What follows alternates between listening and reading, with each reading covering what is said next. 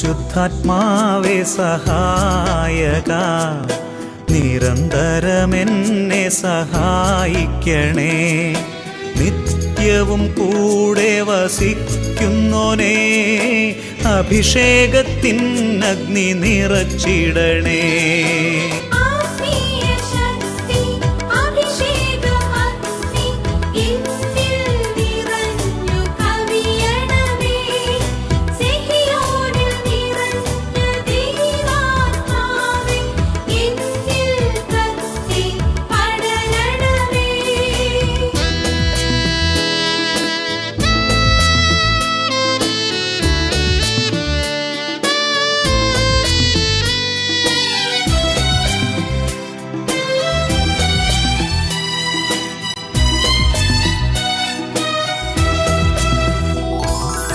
എന്നുള്ളിൽ നിറയുന്ന ദൈവിക ശക്തി ലൗകിക ശക്തിയെ തകർത്തിടുന്നു.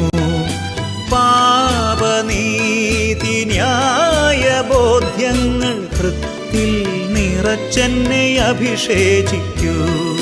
പരിശുദ്ധാത്മാവേ സഹായക, നിരന്തരമെന്നെ സഹായിക്കണേ.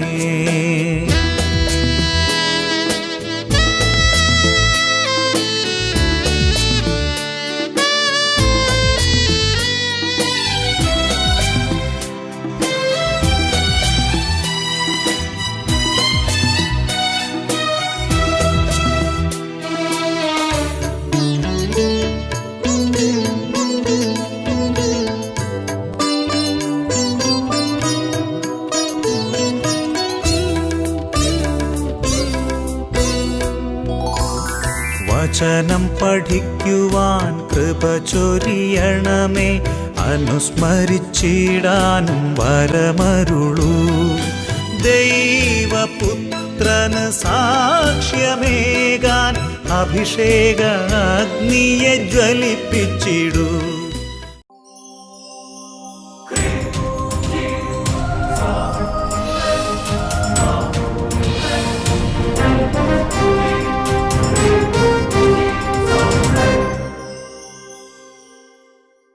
Praise the Lord. Praise the Lord. Hallelujah. Hallelujah. അഭിഷേകാഗ്നിയുടെ എല്ലാ പ്രേക്ഷകർക്കും രക്ഷിതാവും കർത്താവുമായ യേശു ക്രിസ്തുവിൻ്റെ ധന്യനാമത്തിൽ കൃപയും സമാധാനവും. ഹല്ലേലൂയ. ഹല്ലേലൂയ.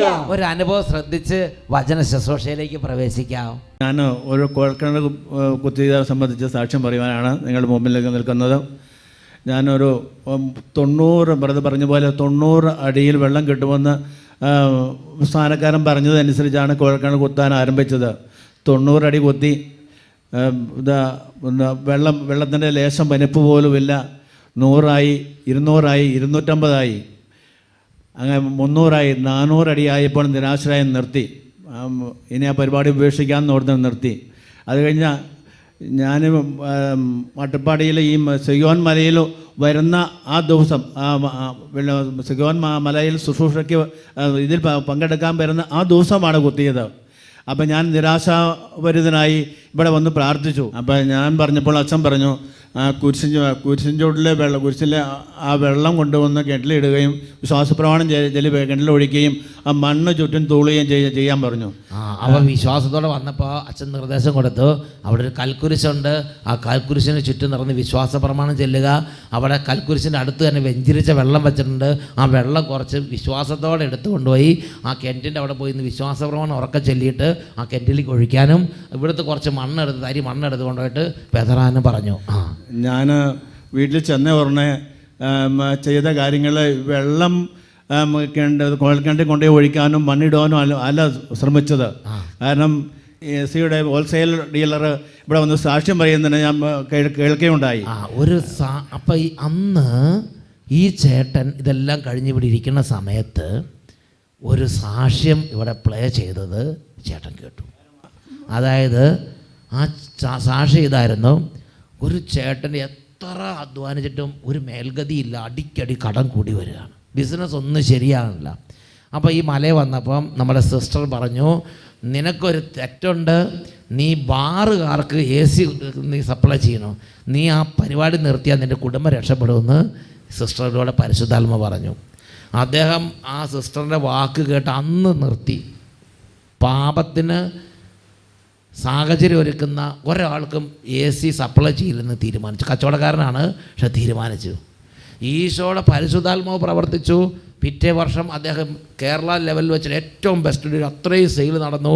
അത് കഴിഞ്ഞ് പിറ്റേ വർഷം ഓൾ ഇന്ത്യ ലെവലിൽ ഏറ്റവും കൂടുതൽ സെയിൽ നടന്ന ഏറ്റവും ബെസ്റ്റ് ഡീലറായിട്ട് അദ്ദേഹത്തെ ആ കമ്പനി ഉയർത്തി. അത്രയും വലിയ ഉയർച്ച ദൈവം അങ്ങോട്ട് കൊടുത്തു. ആ സാക്ഷ്യം ഈ ചേട്ടൻ കേട്ടു ഇവിടെ ഇരുന്നപ്പം.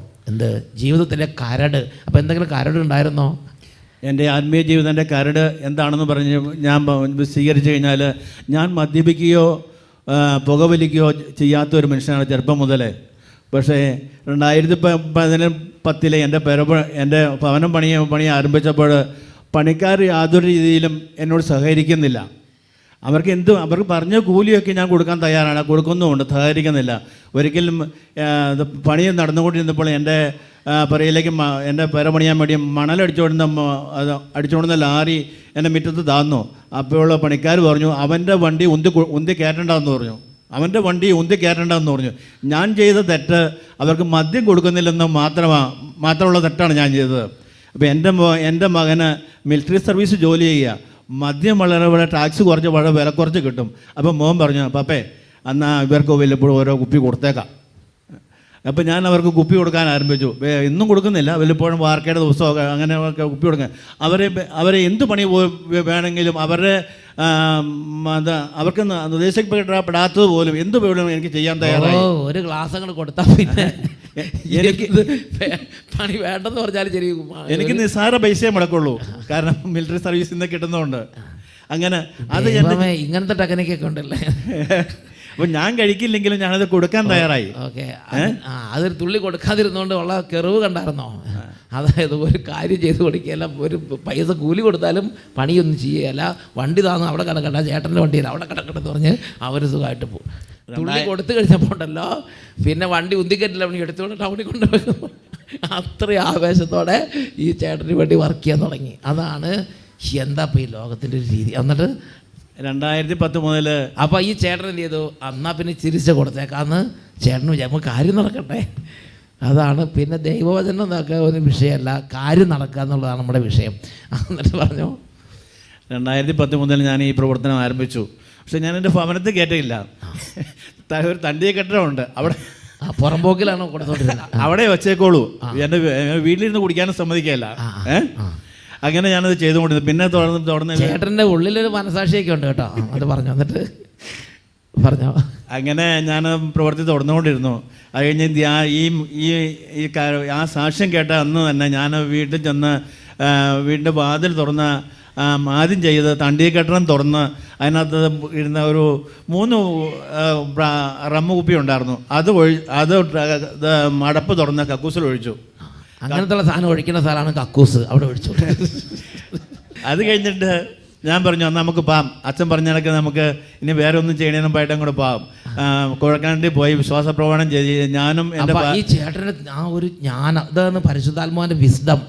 ഈ ചേട്ടൻ ഇവിടുന്ന് ആ സാക്ഷ്യം കേട്ടപ്പോൾ വിശ്വസിച്ച് എൻ്റെ വീട്ടിൽ കാര്യങ്ങൾക്ക് വെള്ളം കിട്ടാത്തതിന് കാരണം പരിശുദ്ധാത്മാവ് പ്രവർത്തിക്കാത്തതാണ്, ദൈവശക്തി വ്യാപരിക്കാത്തതാണ്. 90 അടിക്ക് കിട്ടുന്ന വെള്ളം 400 അടി അടിച്ചിട്ടും വെള്ളമില്ല, പൊട്ടക്കിണർ. അതുകൊണ്ട് ഞാൻ എൻ്റെ കുടുംബത്തിലെ കരടെടുത്ത് മാറ്റുമെന്ന് പറഞ്ഞ് ആരോടും പറയാം. മറ്റുള്ളവരുടെ ആലോചന ചോദിച്ചാൽ പോകും, അവിടെ ബ്ലോക്കാവും. ആലോചന ചോദിക്കാൻ നിന്നില്ല, പരിശുദ്ധാത്മാവ് നൽകി ആലോചന സ്വീകരിച്ചു. നേരെ പോയി ആ പുറമ്പോക്കിലുണ്ടായിരുന്ന ബിൽഡിങ്ങൊക്കെ തുറന്ന് അതെല്ലാം എടുത്ത് കക്കൂസിൽ കൊണ്ട് ഉചിത സ്ഥാനത്ത് കൊണ്ട് ഒഴിച്ച് കളഞ്ഞ് അതിന് ശേഷം അദ്ദേഹം ഭാര്യനെ വിളിച്ചിട്ട് പറഞ്ഞു, ഇനി നമുക്ക് വെഞ്ചിരിച്ച വെള്ളം കൊണ്ട് കിണറ്റി ഒഴിക്കാമെന്ന് പറഞ്ഞ് അങ്ങനെ. എന്നിട്ട് ഞാനും എൻ്റെ ഭാര്യയും, ഞാൻ പറഞ്ഞ എൻ്റെ മിലിറ്ററി സർവീസിൽ ജോലിയുള്ള എൻ്റെ മകൻ്റെ കൊച്ചെൻ്റെ കൂടെയുണ്ട്, അവനും കൂടെ ഈ ശുശ്രൂഷയ്ക്ക് കൂടാൻ വന്നത്. ഞങ്ങൾ 3 പേരോട് പോയി കുഴൽക്കിണറിൻ്റെ ടാപ്പ് അതിൻ്റെ ക്യാപ്പ് തുറന്ന് അത് വെള്ളമൊഴിക്കുകയും മണ്ണ് ചുറ്റും ഇടുകയും വിശ്വാസ പ്രമാണം ചെല്ലുകയും ചെയ്തു. വീണ്ടും 2 ആഴ്ച കഴിഞ്ഞ് തുറന്ന് നോക്കിയപ്പോൾ 400 അടി താത്തിയിട്ടുണ്ട്. പക്ഷേ 30 അടി താഴെ 370 അടി വെള്ളം ആ കിണറ്റിൽ നിറഞ്ഞു. ആ പൊട്ടക്കിണറ്റിൽ 370 അടി വെള്ളം ഉയർന്നു നിൽക്കുന്ന കാഴ്ചയാണ് പിന്നെ തുറന്നു നോക്കുമ്പോൾ കാണുന്നത്. അത് ഇട്ട് പിറ്റേ ദിവസം തുറന്നു നോക്കിയാൽ കണ്ടേനെ, പക്ഷേ ഞാൻ ഒരു ചെറിയ അമാന്തം വെച്ചുകൊണ്ട് പിന്നെ ഒരാഴ്ച കഴിഞ്ഞിട്ട് പോയി തുറന്നു നോക്കിയത്. എനിക്ക് സംശയമുണ്ടെങ്കിൽ ഞാൻ എറണാകുളം ജില്ലയിൽ മൂവാറ്റുപുഴയ്ക്ക് അടുത്ത കല്ലൂർക്കാട് എന്ന സ്ഥലത്ത്, കല്ലൂർക്കാട് ഇടവക്കാരനാണ്. ഇവിടെ ആരെങ്കിലും ഈ കാര്യത്തെക്കുറിച്ച് എന്തെങ്കിലും സംശയമോ കീടചിന്തകളോ എന്തെങ്കിലും ദുഷിച്ച ചിന്തകളോ ഉണ്ടെങ്കിൽ ഇതാ അഡ്രസ്സ് ഫുള്ളങ്ങ് പറഞ്ഞ്. എൻ്റെ പേര് ജോസ് തോമസ്, വീട്ടുപേര് നമ്പിയാവറമ്പിൽ, കല്ലൂർക്കാട് PO, കോതമംഗലം രൂപത. അവിടെ മൂവാറ്റുപുഴയ്ക്ക് അടുത്ത് കല്ലൂർക്കാട് ചെന്ന് നേരിട്ട് കണ്ട് നിങ്ങൾക്ക് ബോധ്യപ്പെടാവുന്നതാണ്. കാരണം എൻ്റെ വീട്ടുപേരും പേരും മറന്നുപോയാലും കല്ലൂർക്കാട്ട് വന്ന BSL എവിടെയാണെന്ന് ചോദിച്ചാൽ, ടെലിഫോൺ എക്സ്ചേഞ്ച് എവിടെയാണെന്ന് ചോദിച്ചാൽ അതിൻ്റെ ഓപ്പോസിറ്റ് ഉള്ള വീടാണ് എൻ്റെ. അത് കർത്താവിൻ്റെ സാക്ഷ്യത്തിൻ്റെ പറമ്പായിട്ട് അവിടെയുണ്ട്, നിങ്ങൾക്ക് അവിടെ പോയി നോക്കിയിട്ട് വരാം. അങ്ങനെ ദൈവം എൻ്റെ ജീവിതത്തിൽ ഞാൻ വലിയ അത്ഭുതം പ്രവർത്തിച്ചു. എൻ്റെ ആത്മീയ ജീവിതത്തിലുള്ള കരട്, ഞാൻ തെറ്റുകാരനല്ലെങ്കിലും മറ്റുള്ളവരെ തെറ്റിലേക്ക് പ്രേരിപ്പിക്കാൻ, എൻ്റെ കാര്യങ്ങൾ സാധിക്കാൻ മറ്റുള്ളവരെ തെറ്റിലേക്ക് പ്രേരിപ്പിക്കാൻ ഞാൻ നിസ്സാര ലാഭം കൊണ്ട് തന്നെ ഞാനത് സാധിച്ചെടുത്തുകൊണ്ടിരുന്നു. അത് ഞാൻ ഉപേക്ഷിക്കാൻ തയ്യാറായപ്പോൾ ദൈവത്തിൻ്റെ ആനന്ദം, വലിയ ശക്തി ഈ കുടുംബത്തിലേക്ക് വ്യാപരിക്കാൻ തുടങ്ങി. അന്ന് തൊട്ട് ശരിക്കും കുടുംബത്തിൽ നല്ല സന്തോഷവും ഈ അധ്വാനിക്കുന്നതിന് ഫലം കിട്ടാൻ തുടങ്ങി അല്ലേ. കിണർ കുഴിച്ച് വെള്ളം ഉണ്ടായി. 400 അടി ആകെ താത്തിയുള്ളൂ, 370 അടി ഉയർന്നു നിൽക്കുകയാണ് വെള്ളം. 30 അടി ഡിഫറൻസ്.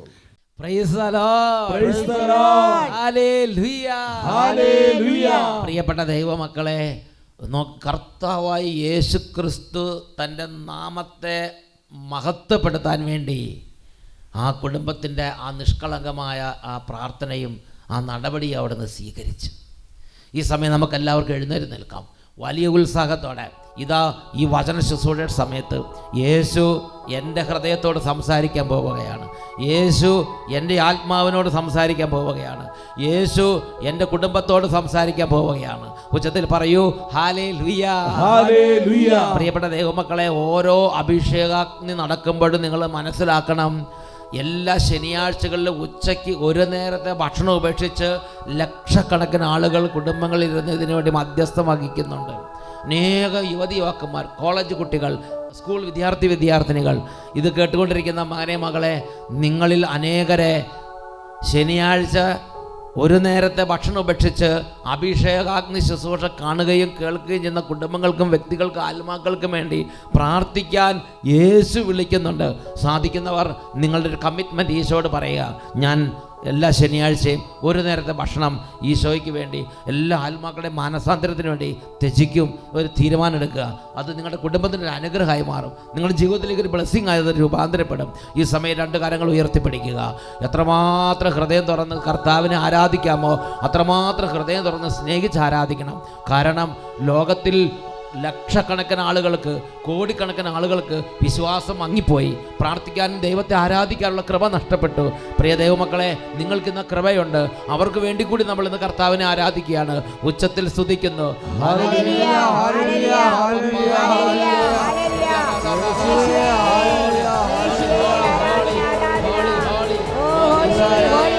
യേശുവിന്റെ ജീവൻ കൊടുത്ത് എന്നെ അവൻ വീണ്ടെടുത്തു. തന്റെ രക്തം കൊടുത്ത് അവൻ സ്വന്തമെടുത്തു. യേശു തന്റെ ജീവൻ കൊടുത്ത് എന്നെ അവൻ വീണ്ടെടുത്തു. തന്റെ രക്തം കൊടുത്ത് എന്നെ അവൻ സ്വന്തമെടുത്തു. പാപത്തിനെന്റെ മേൽ ഭരണമില്ല, ഒരു തകർച്ചയും എന്നെ ഇനി കേൾക്കുകില്ല. പാപത്തിനെന്റെ മേൽ ഭരണമില്ല, ഒരു തകർച്ചയും എന്റെ മേൽ കേൾക്കുകില്ല.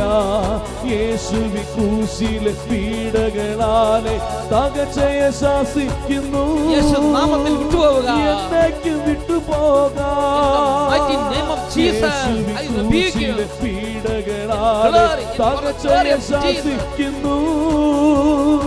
എന്നേക്ക് വിട്ടുപോകാം. എന്നേക്ക് വിട്ടുപോകാം. കരങ്ങൾ ഉയർത്തി ഉച്ചത്തിൽ സ്തുതിക്കുന്നു.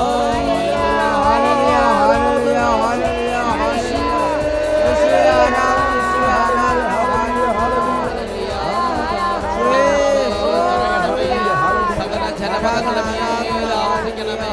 എല്ലാ കുടുംബങ്ങളുടെ മേൽ നിറയണമേ. എല്ലാ തലമുറകളുടെ മേൽ നിറയണമേ. ബാലികാബാലന്മാരെ അഭിഷേകം ചെയ്യണമേ.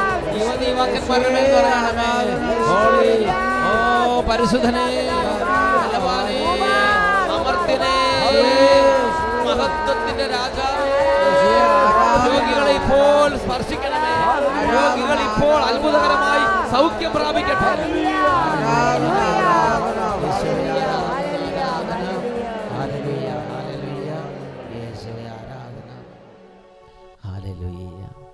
പരിശുദ്ധാത്മാവേ, എൻ്റെ ഹൃദയത്തോട് സംസാരിക്കണമേ. യേശുവേ, എൻ്റെ അരികിൽ വന്ന് എൻ്റെ ഹൃദയത്തോട് അവിടുന്ന് സംസാരിക്കണമേ. എൻ്റെ ആത്മാവിനെ നിത്യജീവനിലേക്ക് കൈപിടിച്ചുയർത്തണമേ.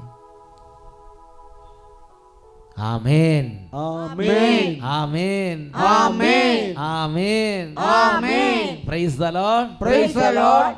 എല്ലാവരും ഇരിക്കുക. പ്രിയപ്പെട്ട ദൈവമക്കളെ, ഇന്ന് നമ്മൾ ചിന്തിക്കുന്ന വിഷയമാണ് കൃപയുടെ പാത്രങ്ങളോട് യേശുവിനേക്കാൾ അധികം ശ്രദ്ധ വേണ്ട. Hallelujah, hallelujah, hallelujah, hallelujah. First place for Jesus Christ, God first.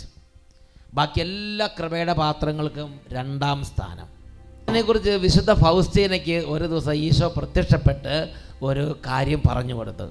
ഇതിൽ വിശുദ്ധ ഫൗസ്റ്റീനയ്ക്ക് ഈശോ പ്രത്യക്ഷപ്പെട്ട് പറഞ്ഞു കൊടുത്തിരിക്കുന്ന ആ ഒരു ഉത്ബോധനം 1599 ഗണ്ണികയിൽ നമുക്ക് കാണാൻ സാധിക്കും. പീഡിതനായ ഈശോയെ ഞാൻ കണ്ടു.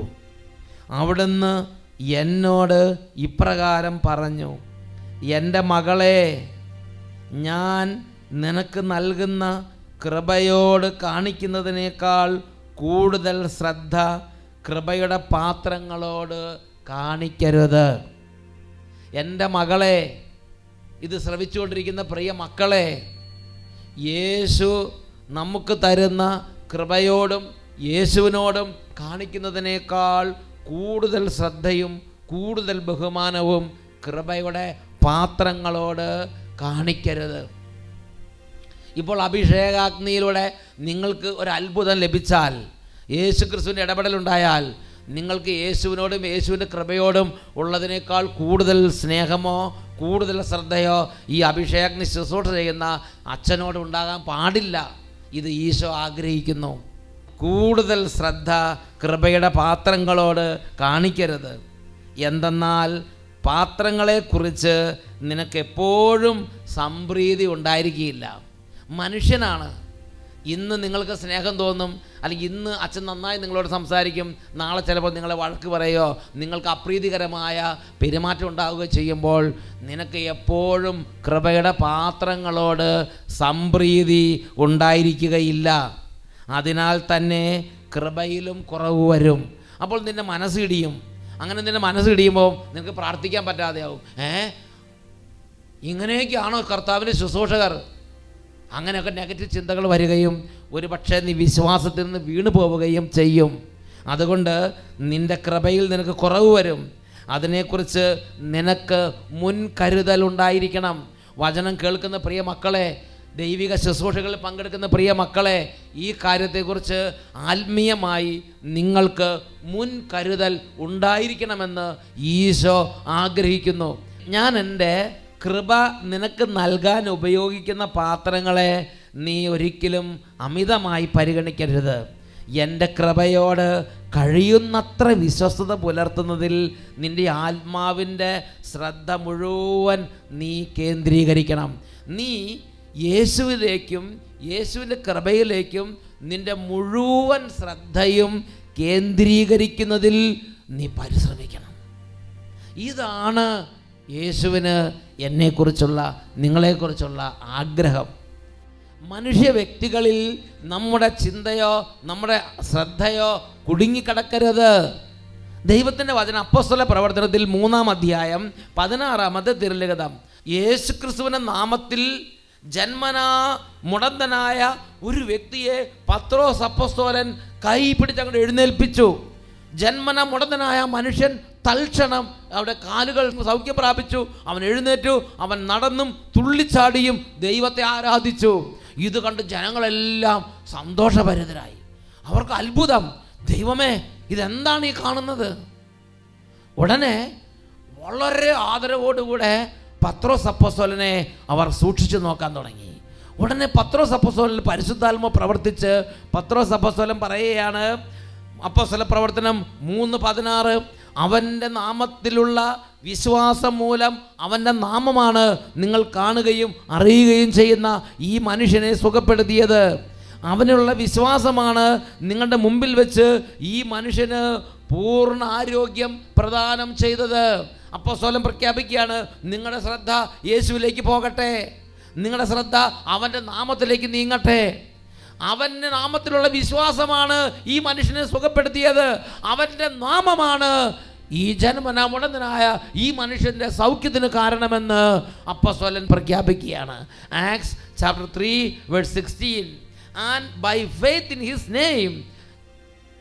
name itself has made this man strong, whom you see and know, and the faith that is through Jesus has given him his perfect health in the presence of all of you.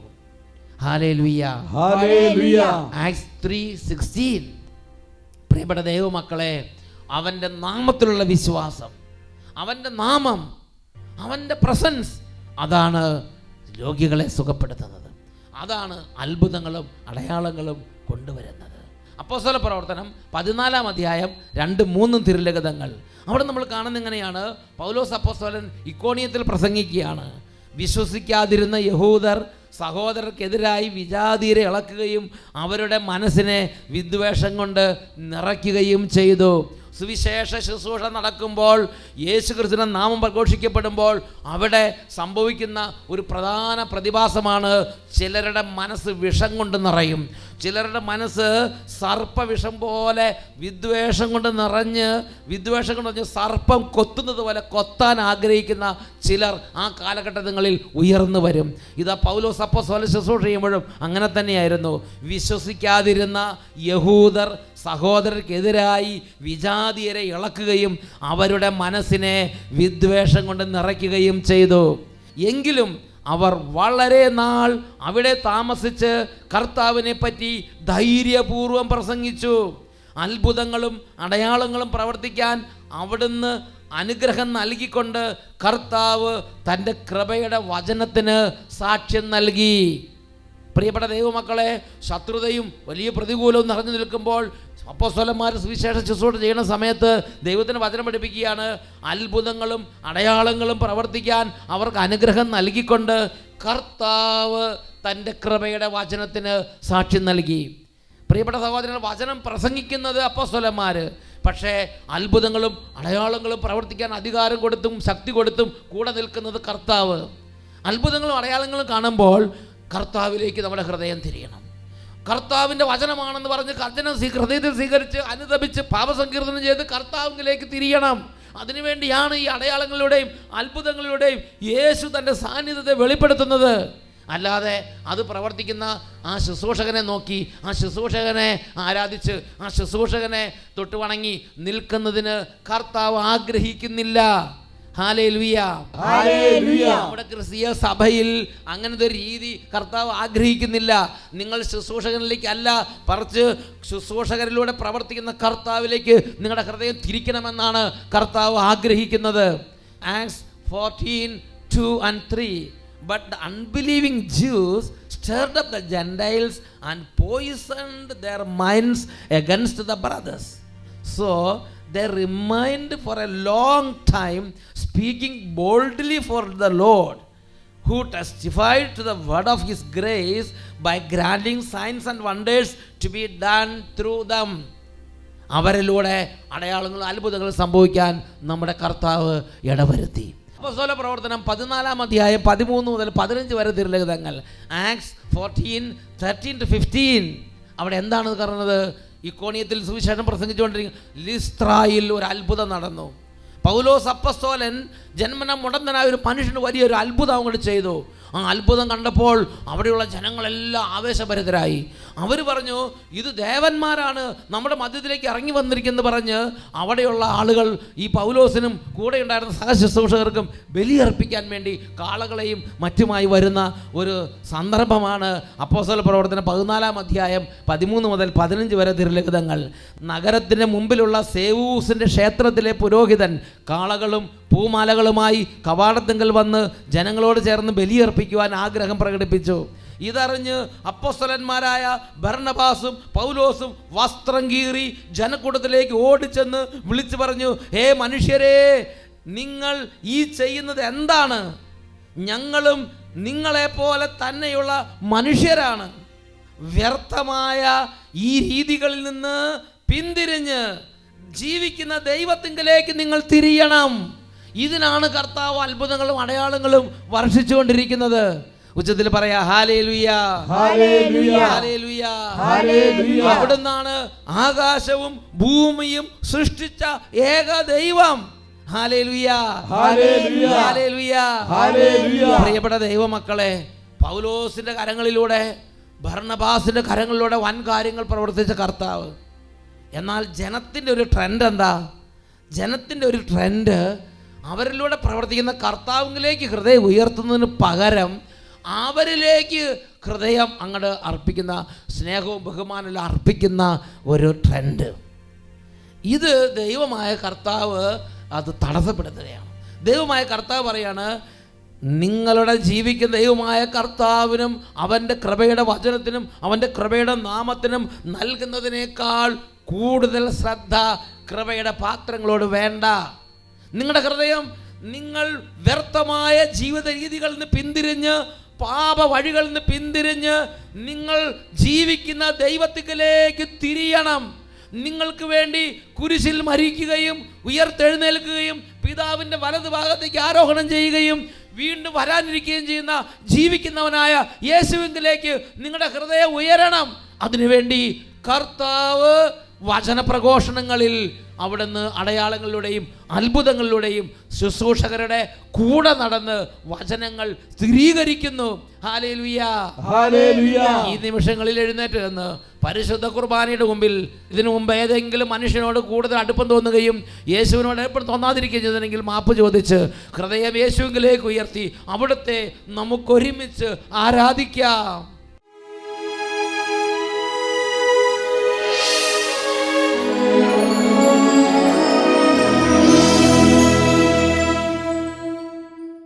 Praise the Lord. Praise the Lord. Hallelujah.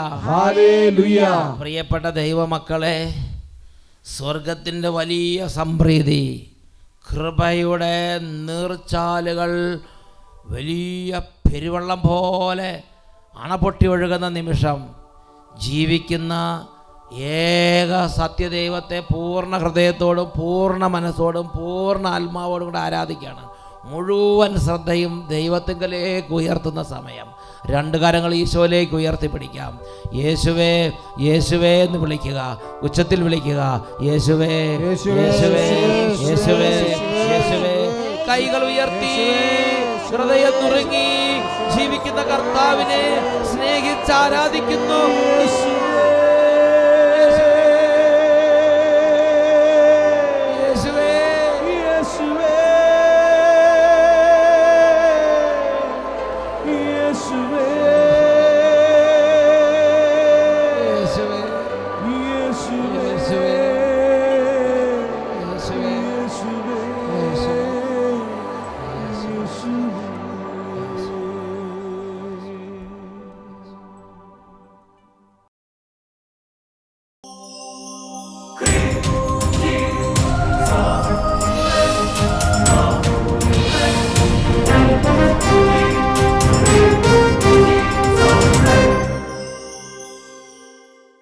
യേശു തന്റെ ജീവൻ കൊടുത്ത് എന്നെ അവൻ വീണ്ടെടുത്തു.